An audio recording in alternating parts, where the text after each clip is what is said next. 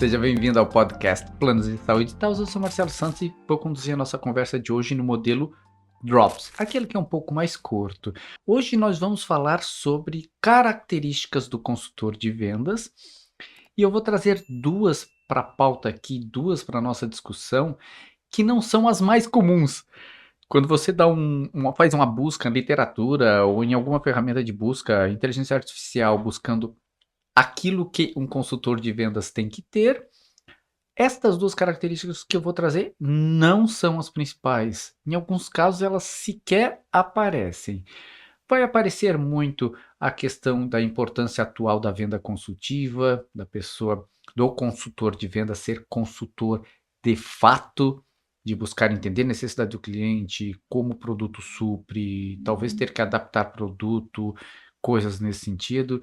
Vem muita importância do conhecimento do produto, conhecimento do mercado, mas não só um conhecimento que estacionou a questão do aprendizado ao longo da vida, também vem muito forte na questão de conhecimento de um vendedor moderno, características de um vendedor moderno. A questão de comunicação está sempre presente, disciplina, né, o foco, então disciplina também com o uso de tecnologia, não é só a disciplina na venda.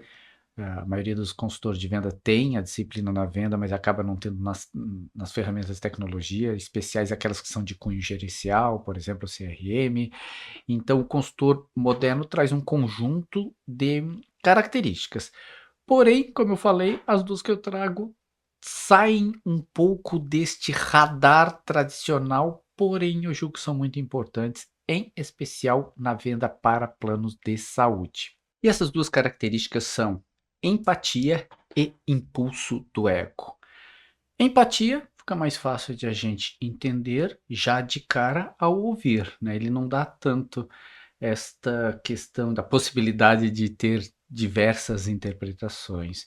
Empatia é aquela característica em que o consultor de vendas tem a capacidade de entender o outro lado, se colocando na condição da pessoa que é seu cliente, para que consiga ter uma visão mais clara do que o cliente de fato precisa, a partir do que ele vive, do que ele sente, e com isso consegue, se posicionando do outro lado, entregar a melhor solução para atender esse conjunto global de necessidades. Então, esta seria a visão primária da questão de empatia, que depois nós vamos calibrar um pouquinho. Do outro lado, a gente tem um impulso do ego. Impulso do ego é a vontade genuína de fechar negócio. É o que te motiva para fechar negócio. Então, nós temos aqui duas características que elas parecem ser até conflitantes. Elas estão de lados opostos e explico por quê. A gente percebe que tem muito consultor de vendas que ele tem a questão do impulso do ego muito aflorado. Estando muito aflorado, isso pode tomar uma proporção ruim. Ele pode, com o objetivo de fechar o negócio, de satisfazer o impulso do ego, tentar a venda a qualquer custo, ocultar informações, não buscar a melhor coisa para o cliente, mas sim a melhor coisa para si, para a sua meta, para a sua remuneração, para que tenha de fato o fechamento. Então, quando a gente pega que o impulso do ego ele é muito, muito, muito, muito, muito, muito alto, ele acaba trazendo esta questão de que a venda talvez possa não ser a mais adequada.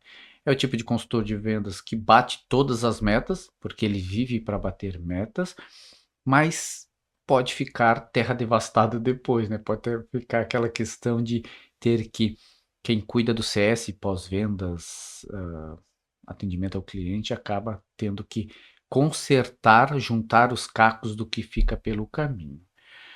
Do outro lado, quando a gente tem a questão da empatia, então impulso do ego e empatia, quando a empatia é alta demais, ela pode ser desproporcional no sentido de que o consultor ele se coloca tanto no lugar do cliente que ele pode inclusive antecipar possíveis problemas que o cliente também teria esta dúvida, esta mesma linha de raciocínio, e com base nisso, ele acaba em alguns momentos não conduzindo para fechamento, porque ele fica tão preocupado, inclusive com o posicionamento do cliente, uma questão: será que o cliente vai conseguir pagar isso que ele está se comprometendo? Então ele fica tão preocupado também com esse aspecto que talvez ele não evolua para a questão do fechamento. Então, de um lado, a gente tem um que faz qualquer coisa para fechar, e de outro, talvez, que se preocupa tanto com o cliente que acaba nem evoluindo na venda. Então, por que eu digo que essas duas características são tão importantes? Porque a gente precisa buscar um equilíbrio saudável e não fixo entre elas, porque ela pode ir balanceando à medida que você precisa, mas que precisa ter esse equilíbrio. E a questão da empatia, a gente precisa só calibrar um pouquinho esse entendimento. A empatia na venda é uma empatia que, embora ela seja essa questão de se colocar no lugar do outro, ela é uma empatia que precisa ser também estar no lugar do outro, na visão do outro, de tal forma que você consiga coletar um conjunto de informações que te permita trabalhar a tua proposta para melhor entrega para aquele cliente. Não é só entender o que ele sente, como é que ele se comporta, e aí talvez se posicionar do lado dele, eh, esquecendo o teu papel de vendas. Não é isso. Então, quanto mais próximo, maior a influência. Se você entende a visão dele, você está próximo. Estando próximo, tem mais influência. Tendo maior influência, o cliente se sente mais confiável de abrir informações, de trazer mais argumentos que possa calibrar a tua proposta, que você possa ajustar a proposta de tal forma que ela vai ficar com a cara dele. Ou seja, no final, ele está sendo beneficiado a partir da empatia, a partir desse caminho de empatia.